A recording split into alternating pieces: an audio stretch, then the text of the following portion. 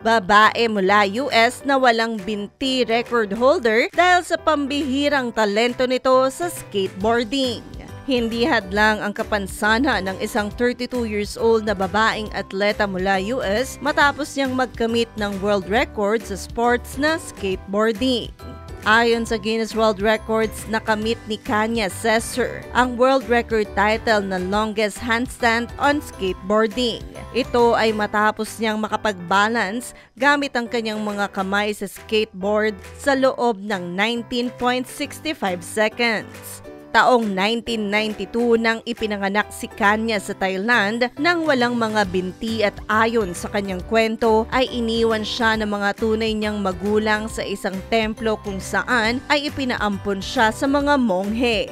Dagdag pa ni Kanya, 5 years old siya nang may umampon sa kanya na mag-asawa mula Oregon, US. Samantala, maliban sa pambihirang galing sa skateboarding, ay member rin si Kanya ng cheerleading team.